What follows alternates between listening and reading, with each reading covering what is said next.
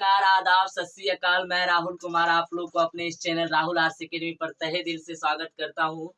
दोस्तों, हमने एक नया रूटीन आपको कल जारी किया था और अब से हम उसी रूटीन के तहत आप लोग का सभी क्लासेस करेंगे।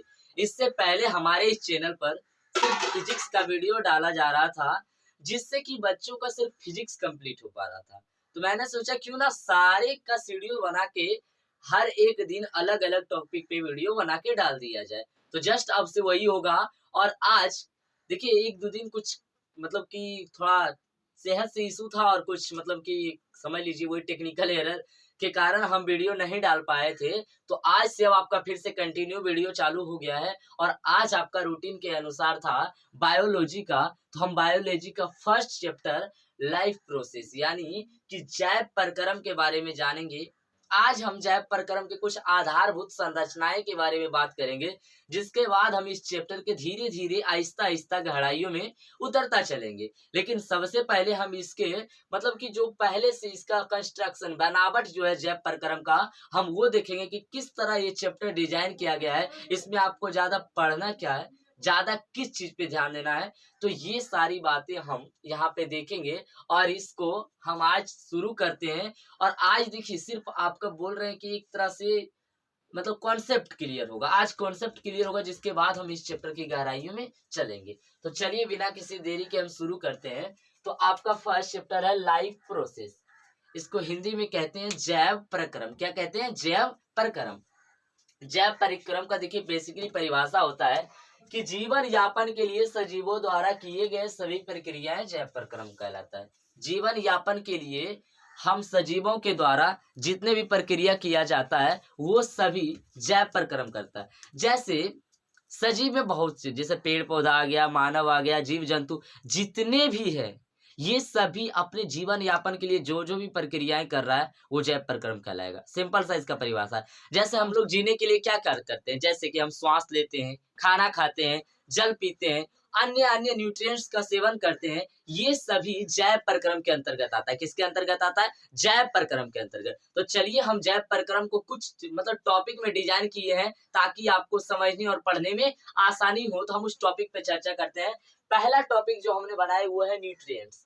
हिंदी में इसको कहेंगे पोषक पदार्थ या पोषक तत्व। इसमें देखिए न्यूट्रिएंट्स में आपको क्या क्या आता है? कार्बोहाइड्रेट आ जाता है, फैट्स या लिपिड्स इसी को कहते हैं, प्रोटीन, मिनरल, विटामिन, ये सभी आपका न्यूट्रिएंट्स यानी पोषक तत्व है। देखिए आपका जो ये कार्बोहाइड्रेट, इसका हिंदी होता है शर्करा, फैट या लिपिड का हिंदी होता है वसा, ये आपका प्रोटीन है, मिनरल का हिंदी खनिज होता है और विटामिन का हिंदी विटामिन होता है। लेकिन आपको यहाँ पर ध्यान देने वाली बात है कि न्यूट्रिएंट्स यानी कि पोषक तत्वों को दो भागों में बांटा गया। कितने भागों में बांटा गया? दो भागों में। एक को कहते हैं माइक्रो न्यूट्रिएंट्स और दूसरे को कहते हैं मैक्रो न्यूट्रिएंट्स। एक को कहते हैं माइक्रो न्यूट्रिएंट्स, एक को कहते हैं मैक्रो न्यूट्रिएंट्स। देखिए, क्षमा करें दोस्तों, आज लगता है मोबाइल का स्पेस फुल हो गया है, क्योंकि हमारे पास ज्यादा मेमोरी का फोन है नहीं, तो उसका स्पेस फुल हो जाने के कारण वीडियो जो है बार बार कट कट हो जा रहा है। तो मैंने स्पेस क्लियर करके फिर से वीडियो शुरू किया है। देखिए, हम यहाँ बात कर रहे थे कि न्यूट्रिएंट्स को दो भागों में बांटा गया है, एक है माइक्रो और दूसरा है मैक्रो।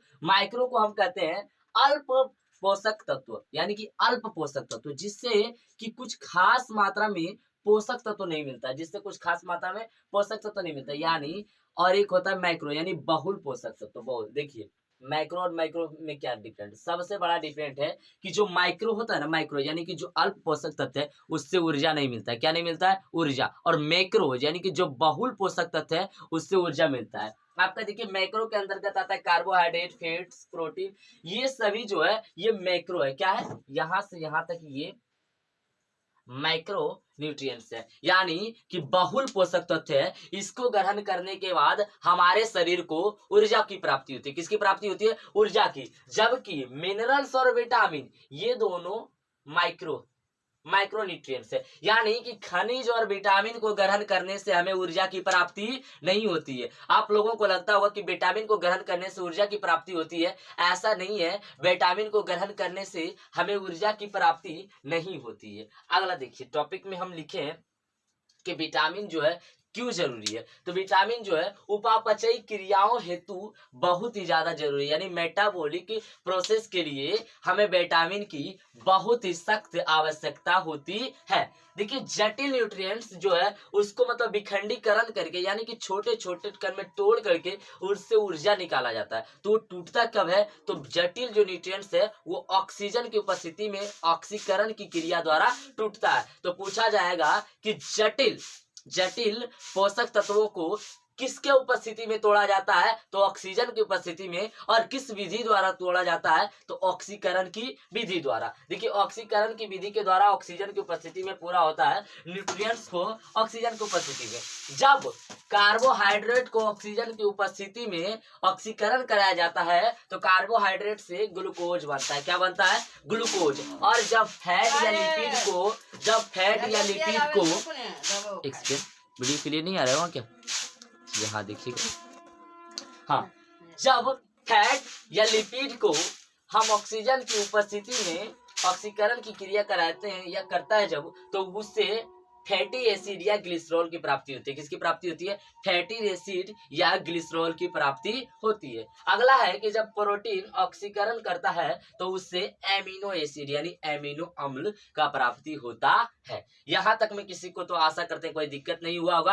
अब हम एक टॉपिक आपका जो न्यूट्रिएंट्स था इसको हम और डिटेल से नेक्स्ट आने वाले लेक्चर में करेंगे। ये तो सिर्फ आपका बेसिक है, कॉन्सेप्ट क्लियर कर रहे हैं कि आपको पढ़ना क्या क्या है, ठीक ना। तो देखिए पहला हो गया है। अब दूसरा आपका आता है श्वसन। इसको इंग्लिश में कहते हैं रेस्पायरेशन। क्या कहते हैं? रेस्पायरेशन, श्वसन। देखिए श्वसन से बहुत सारे स्टूडेंट्स जो यहाँ है उनको लग रहा होगा कि श्वसन का अर्थ होता है सिर्फ सांस लेना और छोड़ना, यानी कि ऑक्सीजन का ग्रहण करना और कार्बन डाइऑक्साइड का त्याग करना। तो मेरे भाइयों दोस्तों लल्ला ऐसा बात नहीं है, ऐसा बात नहीं है। क्योंकि श्वसन का अर्थ होता है कि जब हम ये सारे न्यूट्रिएंट्स जो लिए और ये जब ऑक्सीकरण की क्रिया होगा तो ये ऊर्जा देगा। क्या देगा? ऊर्जा। और ऊर्जा को ही देखिए ऑक्सीजन की उपस्थिति में ऑक्सीकरण प्रक्रिया द्वारा भोजन का टूटकर शरीर को ऊर्जा देना श्वसन कहलाता है। क्या कहलाता है? श्वसन कहलाता है। यानी कि जितने भी हम पोषक तत्व लिए जो ऊर्जा देता है वो टूटकर हमारे शरीर को ऊर्जा देता है और यही प्रक्रिया श्वसन यानी रेस्पायरेशन कहलाता है। चलिए ये आपका 2 नंबर तो आशा करते क्लियर हो गया। छोटा सा 30 तो परिभाषा है, खत्म। अगला है आपका सर्कुलेशन एंड ट्रांसपोर्टेशन। देखिए ये आपका संचरण और परिवहन है। इसी के द्वारा देखिए अब एक बात बताइए, मैंने पोषक तत्व ग्रहण किया, चलिए ग्रहण कर लिया, वो टूटकर हमें ऊर्जा भी दे दिया, ऊर्जा दे दिया, यहाँ तक में तो कोई दिक्कत नहीं। तो अब हम ऊर्जा को एक जगह क्या भंडारण करके रखेंगे? हमें उसको शरीर के अन्य अन्य भागों तक तो भी तो पहुंचाना है। तो वो अन्य अन्य भागों तक पहुंचता है परिवहन के जरिए। किसके जरिए पहुंचता है? परिवहन के जरिए। देखिए मैंने यहाँ लिखा है इस शरीर में ऊर्जा का हर जगह पहुंचना परिवहन कहलाता है। क्या कहलाता है? परिवहन। और ये पहुंचता कैसे है? तो ब्लड के जरिए। किसके जरिए? रक्त आपके खून के जरिए ये शरीर के अन्य अन्य हिस्सों में पहुंचता है। इसी को हम परिवहन कहते हैं। परिवहन में क्या पहुंचता है? ऊर्जा पहुंचता है। किसके जरिए पहुंचता है? ब्लड यानी खून के जरिए पहुंचता है। अगला देखिए आपका 2 नंबर 3 नंबर खत्म। अब चौथा टॉपिक है आपका एक्सीरेशन। एक्सीरेशन देखिए क्या है? एक्सीरेशन जो है उत्सर्जन। क्या है? उत्सर्जन। देखिए एक्सक्रिएशन, एक सेकेंड,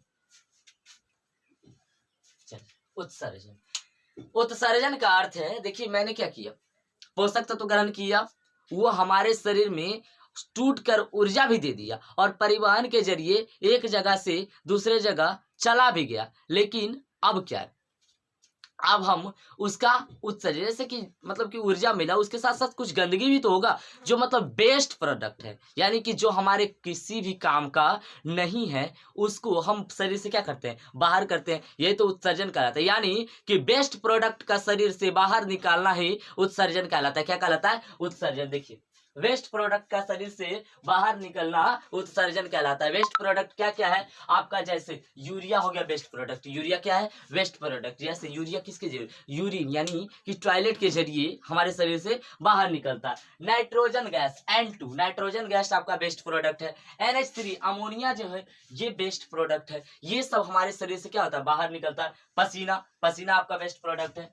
फेकल मैटर या सॉलिड वेस्ट, देखिए फेकल मैटर या सॉलिड वेस्ट, ये आपका हुआ पोटी, ये भी हमारे शरीर का वेस्ट प्रोडक्ट है, ये भी हम शौच के जरिए बाहर कर देते हैं। तो ये सभी जो है हमारा उत्सर्जन की क्रिया द्वारा बाहर निकलता है, जो कि हमारे शरीर का वेस्ट प्रोडक्ट है। यानी कि बोले जाए तो एक तरह का खराब मतलब कि खराब जो बन चुका है, ऊर्जा निकलने के बाद जो फालतू का बचा है हमारे शरीर में गंदगी, वो हम बाहर कर देते हैं, इसी को उत्सर्जन कहते हैं। अब देखिए उत्सर्जन के बाद आता है हमारा कंट्रोल एंड कोऑर्डिनेशन, यानी कि नियंत्रण और समन्वय। हम ये सभी जो क्रियाएं करती हैं, ये सभी क्रियाएं हम किसी न किसी नियंत्रण के दौरान करते हैं। हमारे ब्रेन का यानी कि हमारे दिमाग का हमारे हर शरीर के भिन्न भिन्न अंगों पर ऐसा संतुलन है कि हम ये सभी क्रियाएं कर पाते हैं। बिना संतुलन का हम ये सारी क्रियाएं नहीं कर सकते। जैसे कि एक आप आम आदमी और एक मतलब कि जिसका नियंत्रण या समन्वय नहीं है, जैसे कि एक पागल आदमी को ले सकते हैं हम, जिसका ब्रेन के साथ उतना नियंत्रण नहीं है, क्या वो एक आम आदमी के तुलना में ऐसा मतलब कि ये सारी क्रियाएं कर पाता है? बिल्कुल नहीं कर पाता, क्योंकि उसको ब्रेन का जो है हमारे उसके शरीर पर भिन्न भिन्न अंगों पर उतना नियंत्रण नहीं है, तो इसी कारण से वो ये सभी क्रियाएं नहीं कर पाता है। तो ये आपका कंट्रोल एंड कोऑर्डिनेशन है, ये हम नियंत्रण एवं समन्वय के दौरान पढ़ेंगे। 5वां टॉपिक है ये आपका। इसी में हम बताएंगे कि कैसे ब्रेन का हमारे शरीर के भिन्न भिन्न अंगों पर किस तरह से नियंत्रण होता है। 6वां है आपका ग्रोथ। ये देखिए जब आप पोषक तत्व ले लेंगे, जब उससे श्वसन की क्रिया से ऊर्जा निकल जाएगा, ऊर्जा भिन्न भिन्न अंगों तक परिवहन के जरिए पहुंच जाएगा, जिसके बाद उत्सर्जन हो जाएगा गंदगी पदार्थ का, फिर हमारा कंट्रोल एंड कोऑर्डिनेशन मजबूत हो जाएगा। तो अंत में क्या है? ग्रोथ, यानी कि शरीर का विकास होगा, जीवों का विकास होगा। विकास क्या है? ग्रोथ यानी वृद्धि, यानी कि विकास, शरीर का विकास, इसी समय हम जानेंगे। और लास्ट में जब विकास होगा तो फिर क्या होगा? रिप्रोडक्शन, यानी कि प्रजनन।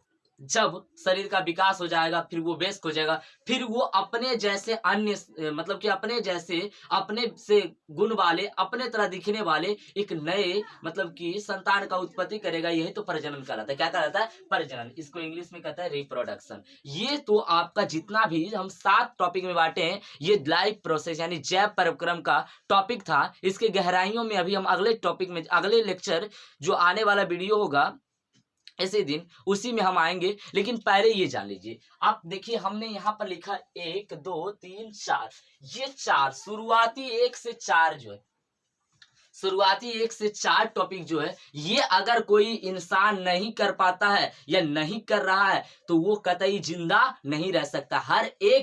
हर एक जीव या सजीव जो भी हो, सभी को 1 2 3 4 ये जो 4 टॉपिक है शुरुआती का, ये करना मस्ट जरूरी है। जब तक ये वो नहीं कर पाएगा उसका जीवन चलेगा ही नहीं। ये देखिए 5 6 और 7 नंबर, ये अगर हम नहीं भी करें तो भी हम जिंदा रह सकते हैं, जीवित रह सकते हैं, बशर्ते एक नॉर्मल इंसान की तरह नहीं। देखिए जिसका कंट्रोल एंड कोऑर्डिनेशन नहीं होता, यानी कि जो जिसको हम पागल बोलते हैं, क्या वो इंसान जिंदा नहीं रह पाता है? बिल्कुल जिंदा रह पाता है, वो भी इंसान जिंदा रह पाता है। और आपका 1 सेकेंड, ये क्या आ गया? चलिए हाँ, क्लियर हो चुका। देखिए अब यहाँ पे आपका 6ठा नंबर है। 6ठा नंबर है कि हम ग्रोथ यानी वृद्धि, जो इंसान छोटा रह जाता है मतलब कि कम हाइट का, क्या वो जिंदा नहीं रहता है? बिल्कुल जिंदा रहता है। 7वां प्रजनन, यानी कि जो प्रजनन नहीं करता वो जिंदा नहीं रहता है, वो लोग भी जिंदा रहता है। लेकिन 1 नंबर 2 नंबर 3 नंबर और 4 नंबर ये मस्ट जरूरी है किसी भी सजीव को जीवित रहने के लिए। तो आशा करते हैं कि आप लोग को बायोलॉजी का पहला लेक्चर पसंद आया होगा। इसी तरह आप वीडियो में बने रहिए और मजे करते रहिए, और लाइक सब्सक्राइब करना भूलिएगा नहीं। चलिए मिलते हैं हम अगले नेक्स्ट क्लास के नेक्स्ट रूटीन के हिसाब से नेक्स्ट विषय में। अब तब तक के लिए आप लोगों से अलविदा लेते हैं। टेक केयर, जय हिंद, जय भारत।